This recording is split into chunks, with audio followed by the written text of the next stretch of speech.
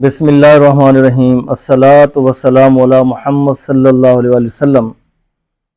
अक्सर लोग घबराते हैं कि घुटनों में इंजेक्शन कैसे लगवाया जाए। वो कहते हैं कि हम इंजेक्शन नहीं लगवाएंगे।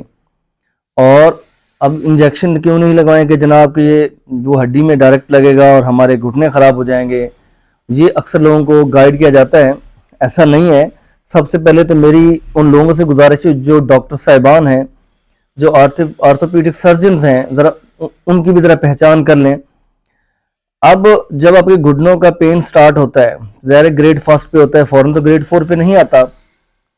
जब आप डॉक्टर साहब के पास जाते हैं तो डॉक्टर साहब को भी चाहिए उस पेन को मैनेजमेंट करने के लिए एक्सरसाइजेज बताएं, ना कि आपको एक पूरी लिस्ट लेके दे दें पेन किलर्स की। पेन किलर्स आपके जो कार्टिलेज है उसको ख़त्म करता है, और उसके अंदर जो लुब्रिकेशन है जॉइंट्स के अंदर उसको ख़त्म करता है, और जिससे आपकी फ्रिक्शन बढ़ जाती है। और ग्रेड फर्स्ट और ग्रेड 2 के मरीज़ों पे अगर बायोलॉजिकल तरीके से इलाज किया जाए, यानी उनको पीआरपी के इंजेक्शन लगाए जाएं या स्टेम सेल्स के इंजेक्शन लगाए जाएं, साथ साथ प्रोलोथेरेपी भी होती है जो कि लिगामेंट्स के अंदर वो आपके डेक्स्ट्रो सोल्यूशन के इंजेक्शन लगाए जाते हैं। तो पाकिस्तान में सबसे ज़्यादा जो अच्छा और रीज़नेबल है पीआरपी है। और इस स्टेज में अगर पीआरपी के इंजेक्शन लगाए जाएँ, ना कि स्टीरॉयड्स को लास्ट ऑप्शन होता है। स्टीरॉयड्स को इस्तेमाल फ़ौरन से जो है नीम हकीम जो बैठे हैं, नीम डॉक्टर्स बैठे हैं गली मोहल्लों में, फ़ौरन उन्हें स्टीरॉयड के इंजेक्शन लेना और जो पढ़े अनपढ़ लोग हैं बेचारे उनके घुटनों में लगा देना। अब क्या होता है, वो 6 महीने तो ठीक रहते हैं, 3 महीने ठीक रहते हैं, उसके बाद दर्द फिर शुरू हो जाता है। जब दूसरा इंजेक्शन लगाएंगे, तीसरा लगाएंगे, वो बिल्कुल ही उनका बेड़ा गर्क हो जाएगा और वो रिपेयर के काबिल ही नहीं रहेंगे उनके घुटने। तो सबसे पहले तो इंतखाब करें एक अच्छे डॉक्टर का, जो मंझा हुआ डॉक्टर हो, समझदार हो, जो इंसानियत से प्यार करता हो, सिर्फ पैसे से प्यार ना करता हो, और काबिल और क्वालिफाइड हो। जब उसके पास जाएंगे, वो सबसे पहले ग्रेड फर्स्ट और 2 का आपका इलाज कैसे करेगा, और उसमें आपको बायोलॉजिकल तरीके से आपकी उसके कार्टिलेज जो डैमेज हो रहा है आपका, उसकी रीग्रोथ के लिए थेरेपी स्टार्ट करेगा, जो कि बेस्ट जो है पाकिस्तान में पीआरपी है, जो आपका अपना प्लाज्मा लिया जाता है और उसके इंजेक्शन तैयार करके वो आपके नीज के अंदर लगाए जाते हैं। अब ये क्या करती है पीआरपी क्या करती है, ये इन्फ्लेमेशन को कम करती है, लुब्रिकेशन को बढ़ाती है, और उसके जो कार्टिलेज डैमेज है उसकी रीग्रोथ करती है। इससे क्या होता है कि अगर शुरू से इलाज स्टार्ट करा दिया जाए, इससे क्या होता है कि आपका जो घुटना ख़राब होने जा रहा है 2 साल के अंदर, तो 10-15 साल, 5 साल, 7 साल का टेन्योर आप मज़ीद खींच लेंगे। उसके साथ साथ और भी बायोलॉजिकल तरीके हैं जिसमें जस्ट लुब्रिकेशन के लिए जो आपके हेलुरोनिक एसिड के इंजेक्शन लगाए जाते हैं। जब हेलुरोनिक एसिड के इंजेक्शन लगाते हैं नीज के अंदर, तो उसके अंदर क्या होता है कि ये लुब्रिकेशन है, वो लुब्रिकेट करता है, तो आपके जॉइंट्स हैं, आपकी बोन्स जो हैं, वो उनकी फ्रिक्शन कम हो जाती है, तो आपका पेन कम हो जाता है। ये 4-5-6 महीने ये भी चल जाता है। लेकिन इस फिजिकल तरीके से, ना कि स्टीरॉयड्स के इंजेक्शन लगाए जाएँ, सबसे बेस्ट ऑप्शन तो है सबसे पहले पीआरपी का, फिर हेलुरोनिक एसिड का। और दूसरा जो है क्या करना होता है कि आप अपनी डाइट प्लान भी चेंज करें। ऑस्टियोआर्थराइटिस को कंट्रोल करने के लिए आप अपनी डाइट में हल्दी का इस्तेमाल कीजिए, लहसुन का इस्तेमाल कीजिए, अदरक का इस्तेमाल कीजिए। उसके साथ साथ आप विटामिन फिश का इस्तेमाल कीजिए, फ्लैक्स सीड्स का इस्तेमाल कीजिए, और या तो आप ओमेगा 3 फैटी एसिड्स के कैप्सूल का इस्तेमाल करें। Vitamin D, calcium, vitamin C अगर आप नेचुरल सोर्स से नहीं ले पा रहे तो इनके टैबलेट्स और कैप्सूल्स इस्तेमाल करें, जो कि आपके अर्थराइटिस को कंट्रोल करने में मददगार साबित होता है। और उसके साथ साथ जो है एक्सरसाइज जो है, आप साइकिलिंग करें बैठ के।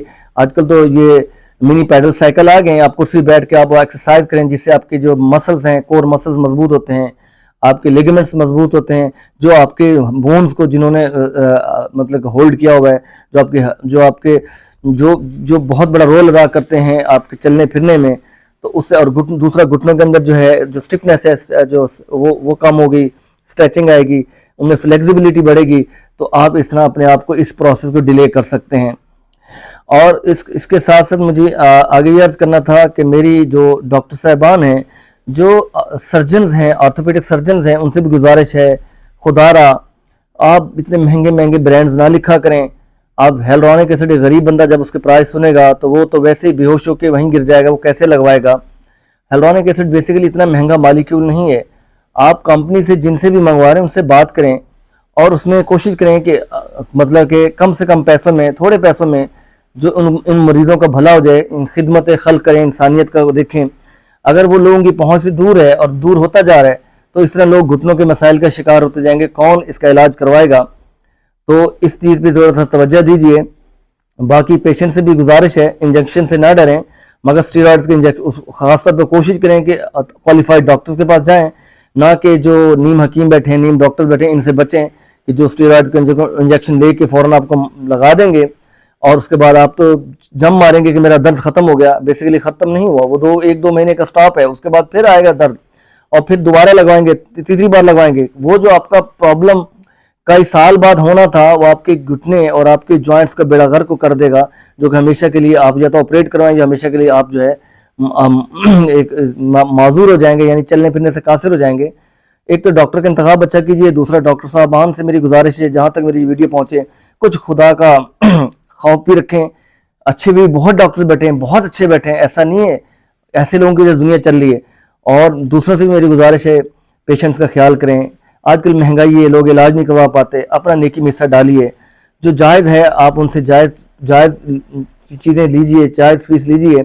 और इंजेक्शन भी आप उसको, तो आप ज़रा MRP लिखना कोई इशू नहीं है, आप 60,000 का भी लिख सकते हैं हिलरोनिक एसिड पे, लेकिन उसकी कास्ट है कितनी? अगर मैं आपको कास्ट यहीं कैलकुलेट करके बता दूं तो कुछ भी नहीं है।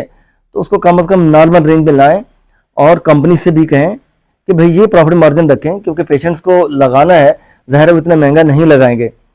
तो इसी तरह मेरे जो घुटने का दर्द वाले लोग हैं उनसे उनके लिए ये वीडियो है, अगर इस पर अमल करेंगे और फिजिकल एक्सरसाइज करेंगे, एरोबिक स्विमिंग कर सकते हैं, साइकिलिंग कर सकते हैं, मगर जिनके घुटने खराब हो रहे हैं वो रनिंग ना करें। और उसके साथ साथ आप अपनी डाइट प्लान चेंज कर सकते हैं, और उसके साथ साथ स्टेज फर्स्ट और 2 में फ़ौरन से पहुंचे डॉक्टर के पास, ताकि वो आपका बायोलॉजिकल तरीके से इलाज करें, तो आप ये घुटने काफ़ी अर्से तक चला सकते हैं।